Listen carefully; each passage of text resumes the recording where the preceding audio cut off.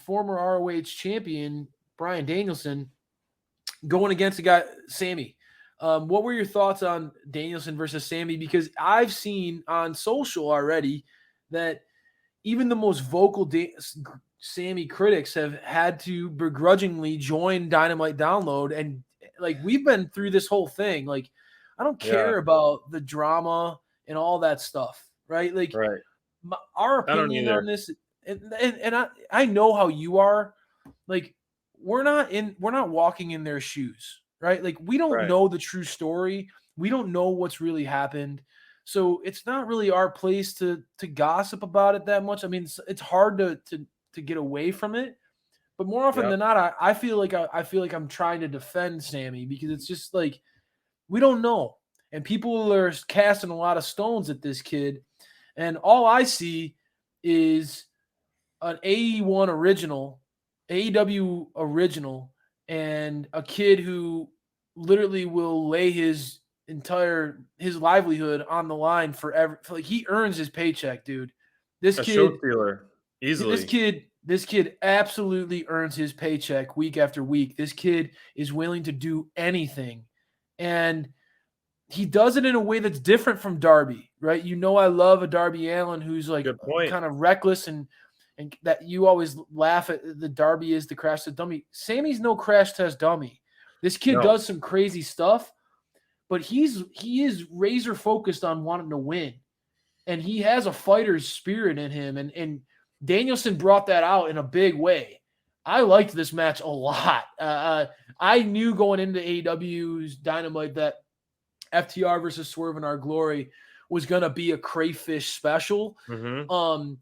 But this match was, as far as in-ring work goes, tough to beat. I mean, tough to beat. You're 100% about that. And anytime Sammy's in a match, singles match, it's going to be a must-see match regardless of who it is, because the guy is always seeking to push himself to the next level, seeking for new innovations in the match. And we saw it. I mean, he gave everything he wanted, and gave everything that he had.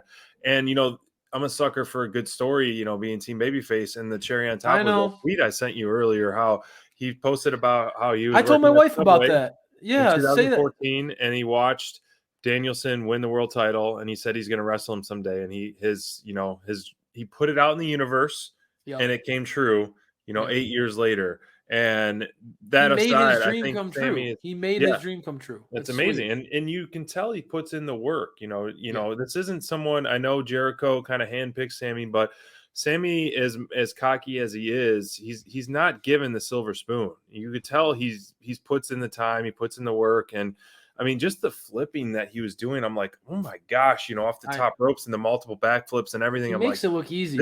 He does make it look so effortless and easy. And this was also a showcase of a match of a pure Danielson match that I love. You have the power, the aggression, the physical chops and kicks. You have the strategic holds that literally make you want to cringe, because he's like holding you, all these submissions and holds.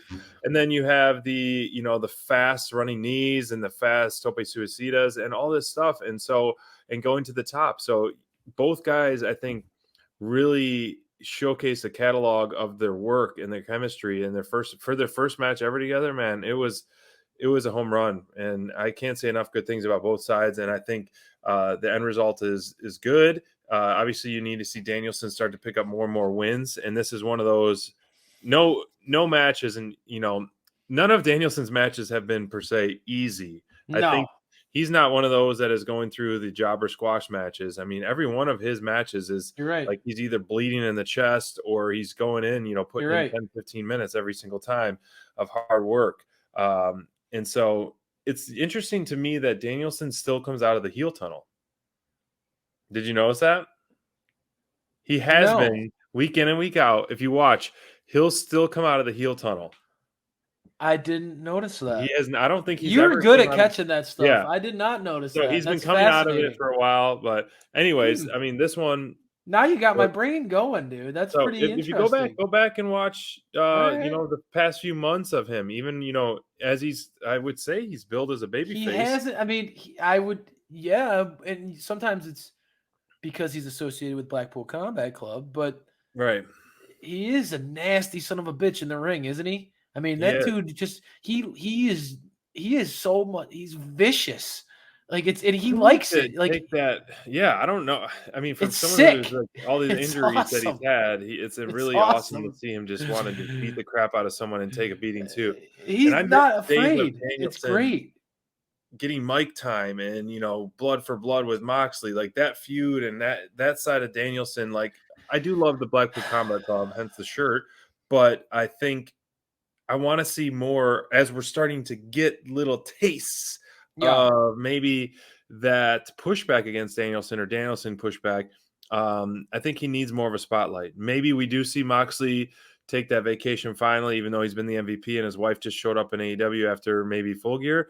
And then we see kind of a star or another person kind of step into that void, such as Danielson, of someone needing to be a top guy, whether it be heel or babyface, for a little while, and give Danielson that spotlight. We'll see. I think that is deserved and would be a good position for him. Yeah, I think, you know, I hate to say it because I love when people get an opportunity to fulfill their dream and to do great things on TV, but I think in some ways, like, AEW is overthinking it in some examples, and it's like Danielson is an example of that. It's like AEW should just have this guy at the top of the card. Like, why are we playing around with, like, why is he not just like an absolute ace on your show? I just, it feels like in some ways he's been a little bit wasted to this Yeah. point. And although he's put on, I mean, as you said, his matches are never a waste. If you're a No. wrestling fan, just being able to watch Bryan Danielson do what he does is a treat. Agreed. And Yep. I was literally like, I was literally just sitting there. Normally, I'm always cutting you off, and I literally love just sitting there listening to you talk about this. Is the type of Danielson match that you love. It's beautiful because it's like the guy knows how to simultaneously feel like he's got his pedal to the metal and just be going a million miles an hour, but also be strategic and know how to, like, get people to agonize in a submission hold. And, like, it's just, he knows pacing Mm-hmm. so much better than almost any wrestler. I mean, and again, when you watch a Danielson match, it feels like a war. Yeah, You you're said right. it so well. He doesn't have these squash matches. He doesn't have. Never does his match suffer from some of the, like, oh man, like he just got worn out on his knee the whole match. His opponent worked on his knee and he just did a million backflips. Like, Danielson is such a artist at presenting the attrition in the ring. Yeah. He's so smart, and I think that the product would be, especially as we come into the new year, I think it would be an awesome feeling. It's been a little bit rocky. The Mm-hmm. summer of Punk has definitely been an odd one, and AEW has gone through some bumps. I think it would be an awesome feeling if Danielson was, as you said, kind of bumped into a Moxley type presentation in AEW where he was recognized as a top guy who you don't fuck with. Yeah. And pardon the language, but I mean, especially if Moxley gets some time off, especially if MJF becomes champion, there are guys like Danielson who can pivot between babyface and heel, and just who on this roster, who do you believe could make MJF scared like him? You know what I mean? Like, legit. MJF likes to talk a big game, and like his promo on Dynamite, like I was just rolling my eyes half the promo, just like calling John Moxley mid is just like such a lame promo dig by MJF. And I think that Danielson's intensity, I love what you said. I want to see him back on the mic, man. You're right. I want to see him go after it. Yeah. I like it, man.